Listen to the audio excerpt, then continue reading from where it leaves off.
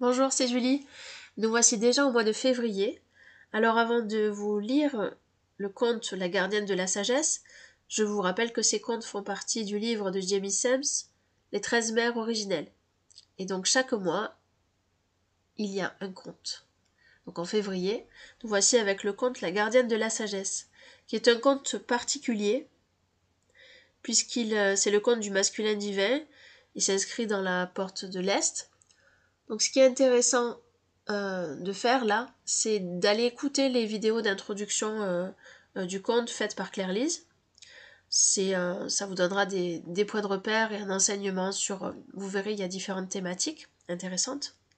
Ça, c'est la première chose. La deuxième chose, c'est que pour écouter ce conte qui est particulier, je le décrirai, ce conte, comme une arabesque. Une arabesque, c'est à la fois très beau et à la fois extrêmement complexe et précis. Donc ce conte, que je pourrais décrire donc comme une arabesque, s'écoute vraiment dans un état particulier. Donc pour pouvoir l'écouter, je vous propose de retourner écouter la vidéo d'introduction numéro 002, comment écouter les contes. Voilà, ça va vous aider à comprendre et à écouter ce conte-là qui est spécial. Ce que je peux vous conseiller, en fait, c'est de l'écouter en état de laisser faire, en fait. De laisser faire comme si, en fait, vous étiez sur une barque, sur une rivière, et vous laissez l'eau vous transporter. Voilà. Vous n'êtes pas là, vous demandez qu'est-ce qui se passe, que font les poissons sous l'eau, qu'est-ce qu'il est en train de se passer, est-ce que je vais là, il y a un rocher, mais quelle taille il fait, je vais pas arriver à capter tout ce qui se passe dans les arbres, je connais pas ce nom d'arbre, voilà, tout ça là. Il fait beau, mais est-ce qu'il va faire orage? Non, c'est pas dans cet espace-là, c'est vraiment de profiter, de se laisser vraiment aller sur cette rivière-là, sachant qu'il y a un début, une fin, et, euh, et puis qu'ensuite vous direz si vous en avez envie, ce que vous avez pensé du voyage. Voilà. Sachant que donc ce conte, en fait, il est donc comme une arabesque. Celui de Mars est beaucoup plus concret. Voilà, le conte de Mars, on peut vraiment commencer à faire le lien avec notre vie quotidienne et à y voir des parallèles. Voilà pour la petite introduction à ce conte. Je vous souhaite une belle écoute et laissez-vous guider. Alors, la gardienne de la sagesse, c'est la protectrice des traditions sacrées. Elle est la gardienne de la mémoire des pierres de l'histoire de la Terre, la dépositaire du souvenir et de l'art de la mémoire, la mère de l'amitié, de l'unité planétaire et de la compréhension mutuelle. Elle nous enseigne à honorer la vérité. Sur la piste de la sagesse.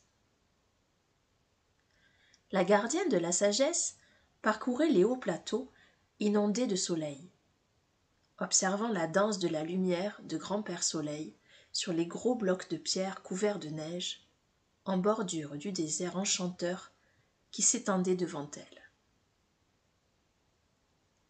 La terre-mère avait revêtu un patchwork de rouge, d'orangé et de jaune, composé par les immenses formations rocheuses. Les ombres profondes que dessinaient les canyons et rivières sillonnaient de tracés bleu pâle et couleur lilas la blancheur des étendues des êtres de glace, auxquels se mêlaient genévriers, cèdres et pins. Sur les hauteurs désertiques, le peuple des arbres était heureux d'être la connexion dressée entre la grande cape multicolore de la terre-mère et le baldaquin bleu du ciel père.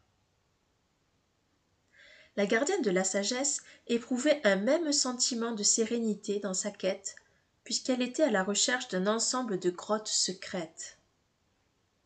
Ces ouvertures, dans le corps de la terre-mère, étaient nichées dans les renfoncements d'un des endroits sacrés du désert, appelé le canyon du temps. Quand elle arriva à l'embranchement d'où partait le chemin conduisant aux grottes, Elle observa la présence d'une pierre plate dans l'ombre pourpre et glacée d'un arbre géant, un pin ponderosa.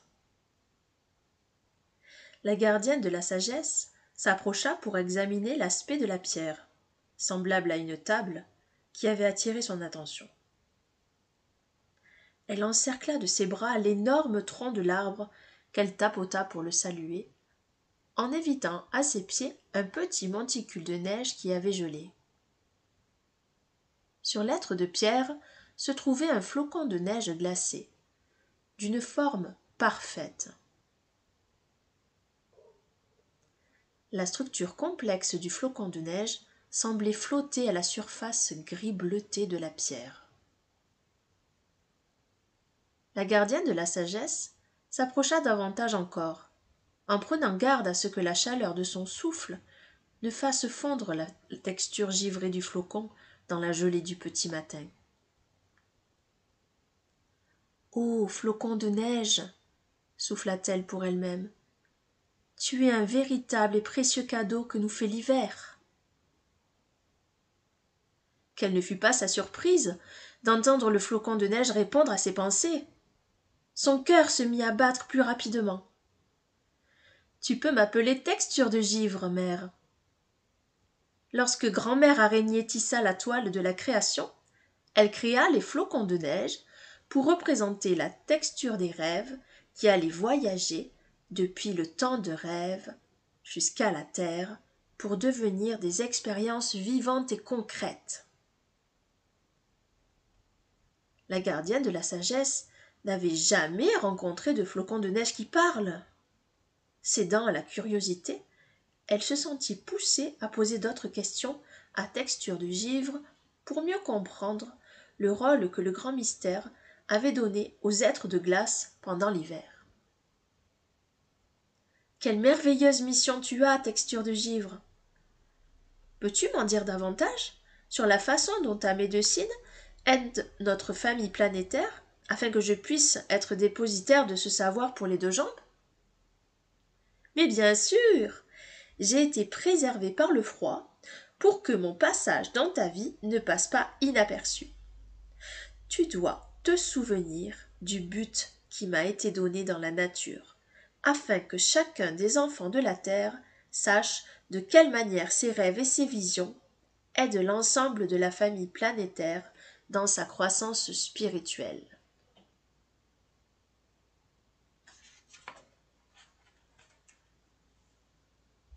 Mère, chacun des enfants de la Terre éprouve des sentiments et fait des rêves en fonction de sa place dans la structure et l'équilibre de la nature. C'est l'association de tous ces sentiments et rêves qui constituent les besoins des enfants de la Terre. Les flocons de neige sont les messagers de ces besoins parce que leur corps présente la configuration des rêves de chacun. Quand la chaleur de grand-père Soleil nous fait fondre pour devenir de l'eau, les impressions du rêve collectif pénètrent dans le sol de la terre-mère, lui apportant la compréhension des désirs les plus profonds de ses enfants. La gardienne de la sagesse fut touchée par le savoir de texture de givre et par la simplicité du plan du grand mystère pour informer la terre-mère des besoins de ses enfants. Ce qui lui amena une autre question. Puisque les cours d'eau et les rivières sont les canaux qui transmettent les sentiments sous la forme de l'eau, serais-tu en train de dire que ce que ressent la terre est fait des désirs et des émotions de tous ses enfants? Exactement. Tu comprends maintenant pourquoi la structure de la tribu des flocons de neige a tant d'importance. Chacun des enfants de la Terre éprouve chaque jour de nouveaux sentiments, parce que son expérience change constamment. Ce que chacun désire dans sa vie se transpose en une roue de médecine sous la forme d'un flocon de neige individuel qui va en fondant toucher le cœur de la terre-mère. Structure de Givre continua. Pendant les lunes vertes et jaunes, ces sentiments arrivent sous forme de pluie, puisque ces saisons portent à maturité la croissance des rêves.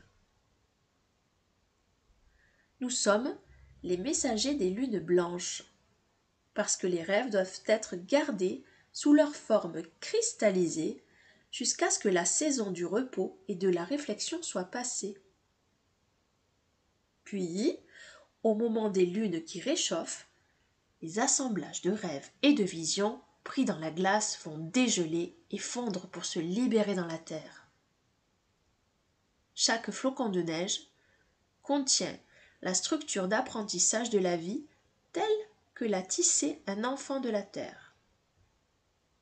Chaque membre de notre clan porte le reflet d'un point de vue individuel existant sur la trame de la vie, tel qu'il est rêvé par quelqu'un vivant sur notre planète.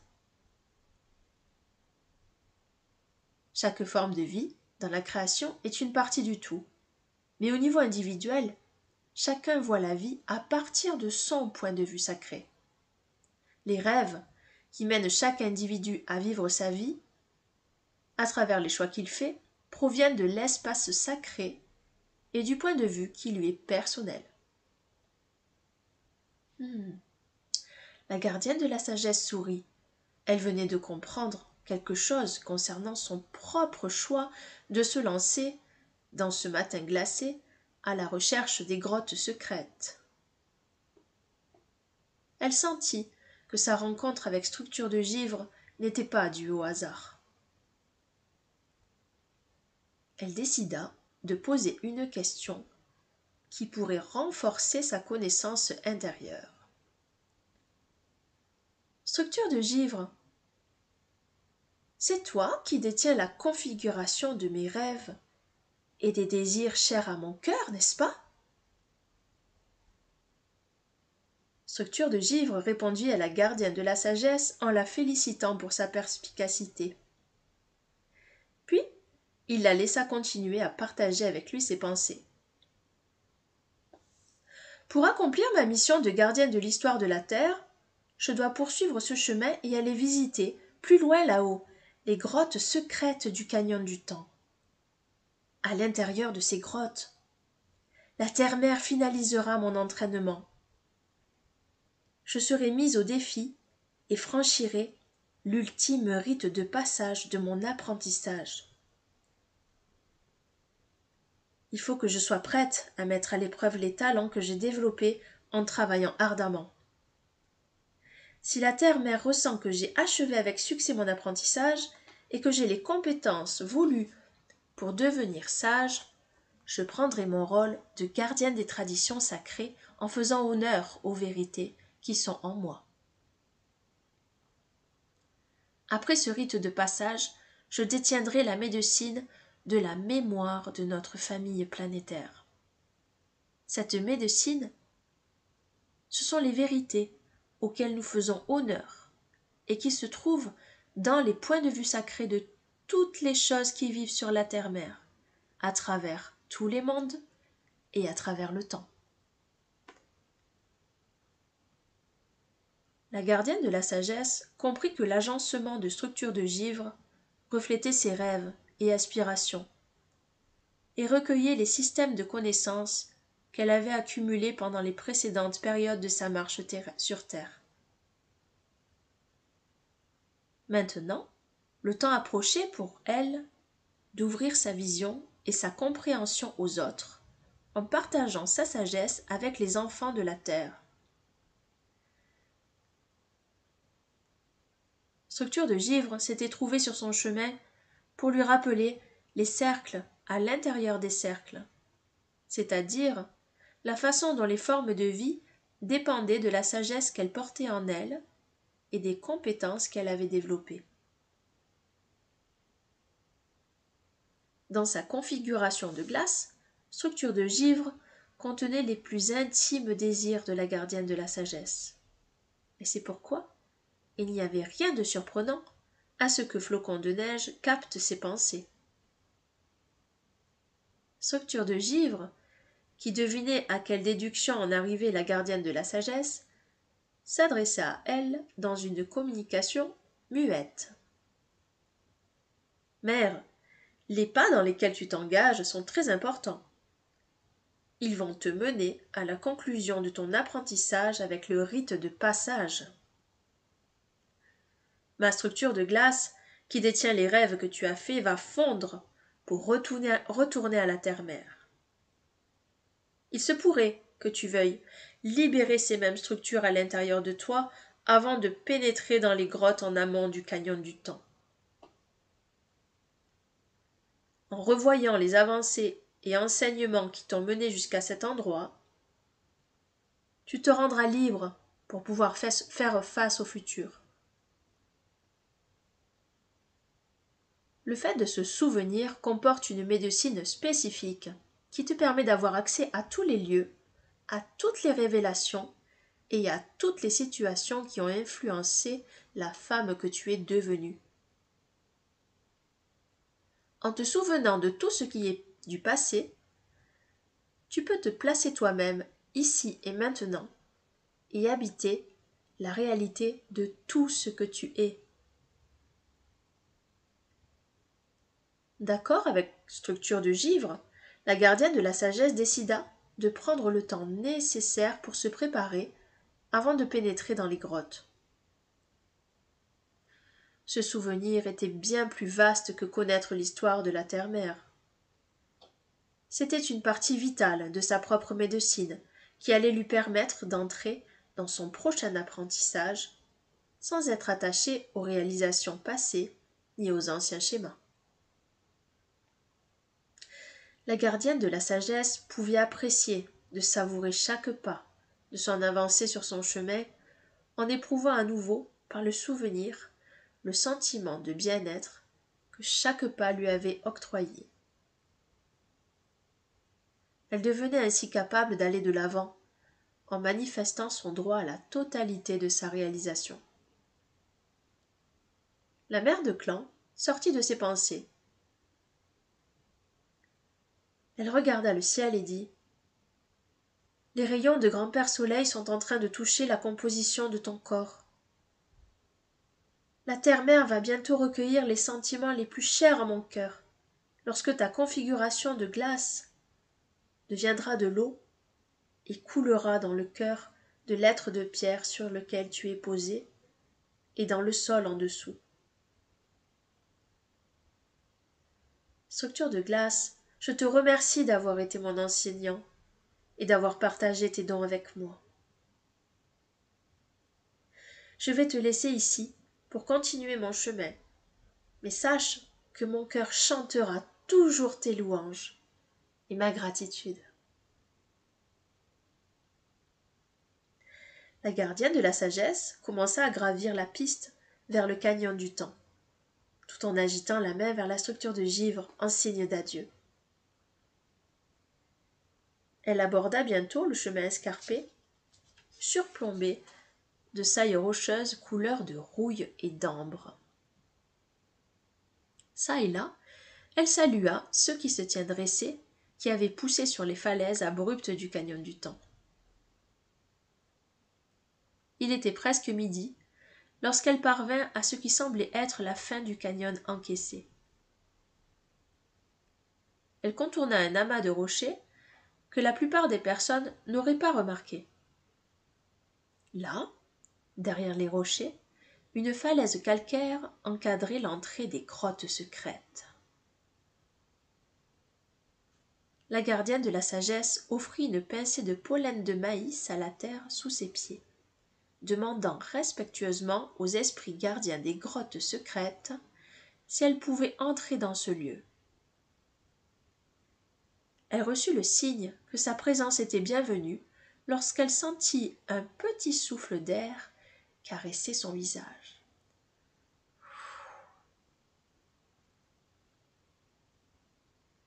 En silence, elle s'assit sur le sol du canyon qui formait une vasque et regarda vers l'entrée de la suite des 7 grottes. Puis, elle s'approcha de l'ouverture. Les 7 grottes représentaient les 7 directions sacrées. Est, sud, ouest, nord, en haut, en bas et à l'intérieur. La gardienne de la sagesse tourna, puis s'agenouilla devant l'entrée des grottes et se pencha pour embrasser la terre. Elle étira sa colonne, tout en restant à genoux, et leva ses bras vers le ciel père, chantant un chant de remerciement pour la chance qu'elle avait là d'achever son dernier rite de passage. Quand elle eut achevé son chant de gratitude, elle s'assit en silence face à l'entrée de la première grotte.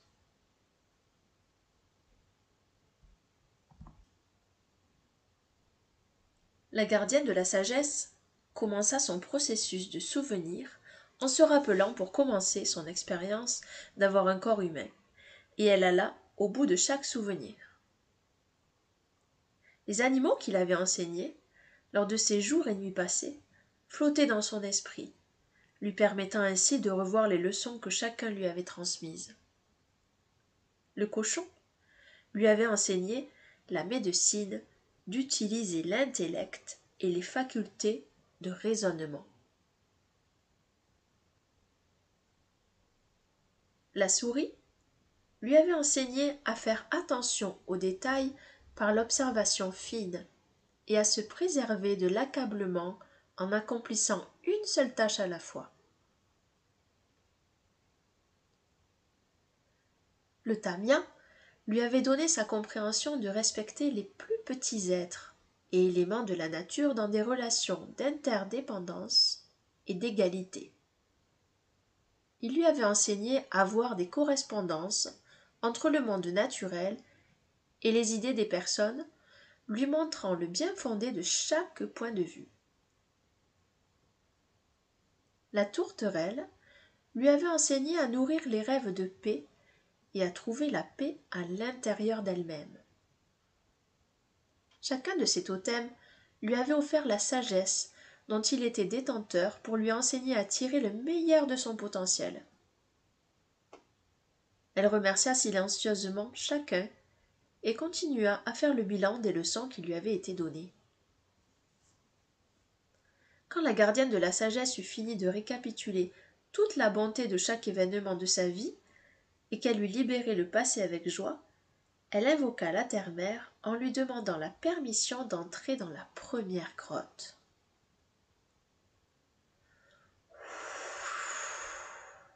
Un léger souffle de vent amena une feuille morte depuis l'arbre qui était derrière elle jusqu'à l'entrée de la grotte, l'invitant à entrer.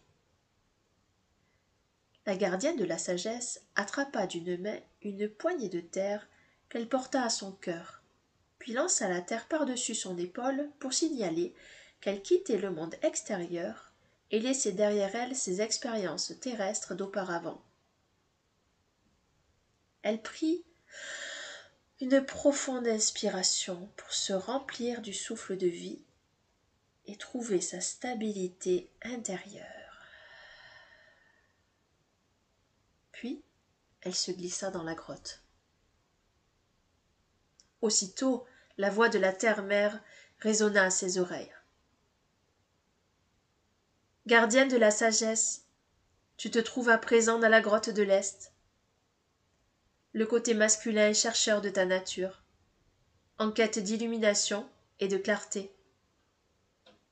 Demeure ici, ainsi que dans ton corps. Grâce aux leçons de l'Est, tu as acquis la faculté de devenir la protectrice des traditions sacrées. Qu'as-tu donc appris? Mère, j'ai cherché la vérité, et j'ai découvert que toute chose vivante crée de nouvelles traditions, dès lors qu'elle honore le caractère sacré qui réside en chaque individu, aussi bien que dans l'ensemble de la création. j'ai fait l'expérience de la clarté de la connaissance de celui qui désire la compréhension autant que le souffle de la vie. Toute tradition sacrée, je le sais maintenant, se crée lorsqu'un individu trouve une façon de se reconnecter à l'amour du grand mystère. Je comprends que mon rôle de protectrice de ces traditions s'exprime en enseignant à nos enfants humains à laisser ou permettre à chacun de redécouvrir sa propre connexion au grand mystère. Je dois protéger la tradition sacrée du libre arbitre, donnée par le grand mystère, en montrant à l'humanité que tout individu a le droit de se reconnecter à l'auteur de sa propre voix. L'oranda de chaque humain doit être la lumière qui le guide. La vérité de l'illumination se trouve dans le fait d'honorer le droit de chacun à avoir sa vérité personnelle et à suivre la voie de sa propre essence spirituelle. J'ai appris que les traditions sacrées peuvent être préservées en ignorant les règles humaines si rigides qui apparaissent lorsqu'un être humain veut que les autres le suivent comme leur chef, au lieu qu'ils suivent la voie de la vérité à l'intérieur de leur propre oranda. Le passage qui menait de la première à la deuxième grotte s'illumina, signalant ainsi que la gardienne de la sagesse pouvait continuer d'avancer. Quand elle rentra dans la deuxième grotte, la voix de la terre-mère dit « Fille de mon esprit, voici la grotte du sud. Qu'as-tu appris? En quoi tu es confiance ?» La gardienne de la vérité répondit « J'ai appris à croire la vérité qui est au fond de moi. Mère, j'ai appris à avoir confiance dans l'innocence de la jeunesse et dans la jeunesse du cœur. J'ai appris que toute sagesse, tout enseignement ou toute histoire proviennent de la vérité, des points de vue sacrés qui résident en chacune des vies du monde de la nature. J'ai découvert qu'il y a un grand pouvoir dans l'innocence et l'humilité, et que ce pouvoir transcende l'autosuffisance, qui est le masque que les êtres humains utilisent pour cacher leurs sentiments d'insécurité et leurs douleurs. J'ai découvert que la foi et la confiance sont les dons du pardon. À travers le pardon, la tribu humaine peut accéder à la sagesse de l'émerveillement enfantin.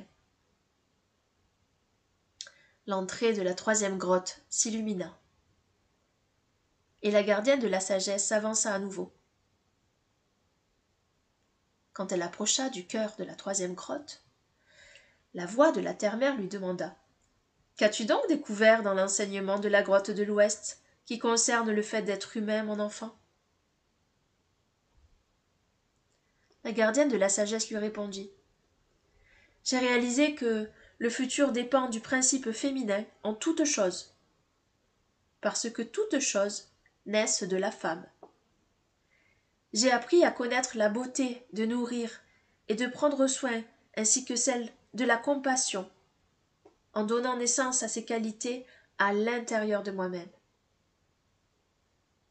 J'ai appris à garder les graines de la connaissance dans mon bas-ventre, jusqu'à ce qu'elles soient prêtes à être partagées avec les autres. J'ai honoré mon corps de femme en ne partageant le plaisir sexuel qu'avec ceux qui considéraient mon être tout entier avec le plus grand respect. J'ai appris que le lieu de tous les lendemains, l'Ouest, est un endroit d'obscurité où il n'y a aucune peur de l'inconnu, parce que c'est comme retourner dans le bol de médecine, le ventre de la mère de toutes choses. J'ai découvert la force de la retraite et du silence qui active le pouvoir féminin d'introspection, ainsi que celui de recevoir des réponses. Ce fut bon de comprendre l'art de la connaissance de soi, parce qu'à travers le principe féminin, j'ai appris la sagesse de m'aimer moi-même. Le passage vers la quatrième grotte s'illumina, et la gardienne de la sagesse prit une profonde inspiration en s'y engageant. Dans la grotte du nord, la voix de la terre-mère s'éleva. Dis-moi, quelle est la sagesse que tu as recueillie auprès du Nord, ma petite? Dans le lieu du soin et de la reconnaissance, j'ai découvert la sagesse de ceux qui ont pleinement expérimenté la vie humaine. Les leçons de leur marche terrestre leur ont bien servi. J'ai appris à être reconnaissante pour toutes les occasions de grandir. Certaines furent difficiles, d'autres joyeuses, mais elles m'ont toutes appris la sagesse, parce qu'elles m'ont enseigné à saisir chaque occasion d'ajouter de la compréhension à mes systèmes de connaissances et de la compassion à notre monde. J'ai appris que la guérison vient à ceux qui ne blâment pas les expériences de la vie, mais remercient plutôt pour leur potentiel de croissance qui leur est ainsi offert. J'ai recueilli la sagesse qui peut être acquise à partir de leur expérience personnelle. J'ai accepté la guérison qui vient d'une attitude juste et j'ai appris à être profondément reconnaissante pour tout cela. Le passage vers la 5e grotte s'illumina et la gardienne de la sagesse y pénétra. Elle y vit graver une baleine sur la paroi la plus éloignée. La terre-mère lui parla ainsi. « Ceci est la grotte de la direction du haut, ma fille. Qu'as-tu découvert à propos de la sagesse qui réside là-haut » La gardienne de la sagesse n'eut aucune hésitation et répliqua. « Mère, j'ai découvert que nos esprits viennent sur terre depuis la nation du ciel, voyageant telles des étoiles filantes à partir du monde de l'esprit. Le feu dans nos cœurs est l'éternelle flamme d'amour. Et cette glorieuse essence retournera un jour dans le bol de médecine étoilé du ciel de la nuit. J'en suis arrivée à comprendre l'idée du destin. Chaque être humain a l'occasion de remercier pour la beauté de la création qu'il ou elle représente en tant qu'individu, en se réalisant au mieux de ce qu'il est personnellement. Honorer les dons et les facultés qui nous ont été donnés en les développant pleinement, c'est accomplir sa destinée. La chanson de la baleine est le chant de médecine de l'étoile du chien, Sirius, dans le ciel de la nuit. Elle enseigne aux êtres humains à se souvenir de leurs talents et à s'en servir pour redécouvrir le destin de plénitude qui est inscrit dans leurs esprits.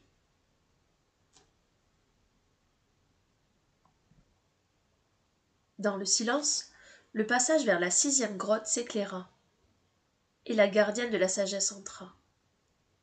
La voix de la terre-mère se fit doucement entendre en écho. « Ceci est la grotte de la direction d'en bas, ma fille. Quelle sagesse as-tu recueillie de cette direction ?»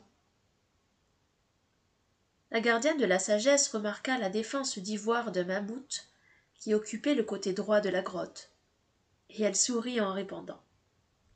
La sagesse de la direction d'en bas concerne tout ce qui a été appris dans la marche terrestre de chacun. Comme le mammouth, l'art de se souvenir est une puissante médecine. Rien n'est jamais perdu si les êtres humains considèrent les informations qu'ils recueillent et les leçons dont ils font l'expérience comme étant suffisamment sacrées pour constituer une mémoire. Répéter cette sagesse aux générations suivantes garantit que ces enseignements vivront pour toujours. J'ai appris que les systèmes de connaissances se fondent sur l'expérience et non sur les croyances.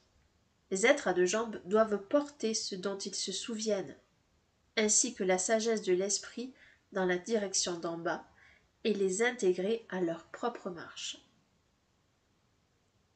Le dernier passage s'illumina, et la gardienne de la sagesse fit quelques pas à l'intérieur de la 7e grotte. L'esprit de son totem vint emplir la grotte. Elle sentit la présence du lynx. Pendant que la voix de la terre-mère lui parlait à nouveau. « Voici la dernière grotte, celle de la direction intérieure. Qu'as-tu appris à propos de la vie qui vit à l'intérieur de toi, mon enfant ?» La gardienne de la sagesse répondit. « Mère, J'ai appris que toute chose vivante a un cœur empli d'amour, de désirs, de rêves, de projets et de grande médecine. Pour moi-même, j'ai appris que la sagesse inexprimée de mon cœur est pareille à un bijou précieux qui m'accorde la gloire dans le fait d'être vivant. J'ai appris à ne partager cette sagesse que lorsqu'elle est demandée. J'ai appris qu'il n'y a aucun secret dans l'univers parce que toutes les réponses sont contenues en lui. Les mystères de tous les mondes sont accessibles par le cœur lorsque le chercheur est désireux de s'ouvrir et de recevoir. La terre-mère reprit. Tu as bien appris des choses, ma fille. Je suis heureuse que tu aies développé ces façons d'honorer la vérité. Tu as suivi la piste de la sagesse et découvert que la voix de ton Noranda est ton guide en permanence. Tu as compris que la piste de la sagesse mène dans la direction intérieure, à ton cœur. L'accomplissement des 7 directions sacrées de la sagesse est ton dernier rite de passage dans la compréhension de la vie humaine. As-tu aussi découvert pourquoi ces grottes se situent en amont du canyon du temps? Oui, mère, j'ai compris que tous les êtres humains doivent accumuler de la sagesse tout au long du temps, pour marquer les cycles et saisons de la croissance et des changements du monde tangible. Les expériences de la marche sur Terre permettent à tous les êtres à 2 jambes de parcourir chacun des échelons de la roue de la vie. Le temps venu, lorsqu'ils sont prêts à entendre la voix de leur Oranda, ils sentent que leur propre esprit les incite à grandir de toute urgence. Sans les expériences qui prennent du temps pour être intégrées et pleinement comprises, les leçons de chaque direction ou échelon deviendraient confuses. Le grand mystère nous a fait don du temps pour que notre passage et notre expérience puissent être pleinement expérimentés. La sagesse que l'on atteint comme cette grotte se trouve en amont du canyon du temps, car elle est la sagesse éternelle qui sera pour toujours inscrite dans l'Oranda de la personne. La terre-mère bénit la partie d'elle-même que représentait la mère de clan du 2e cycle lunaire en l'entourant d'amour. Un sentiment de plénitude et de globalité entra dans le cœur de la gardienne de la sagesse, l'emplissant de visions de l'arc-en-ciel tournoyant. Une sensation de paix intérieure coula dans ses veines, et elle fut prête à quitter les grottes pour s'avancer dans la lumière de Grand-Père Soleil et continuer son voyage parmi les 2 jambes qu'elle était venue servir. Quand la gardienne de la sagesse marcha hors de la grotte, elle réalisa qu'une nuit était passée, à laquelle l'aube venait de mettre fin.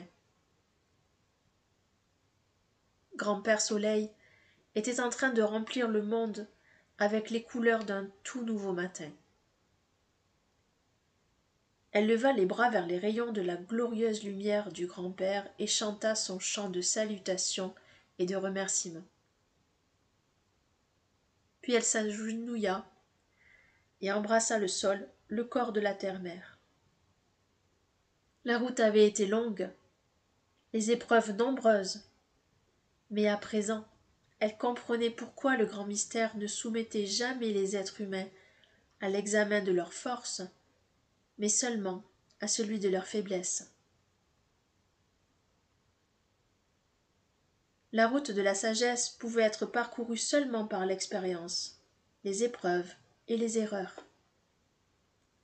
Elle avait gagné le droit d'être la protectrice de la route de la sagesse parce qu'elle l'avait parcourue en honorant la vérité à l'intérieur d'elle-même.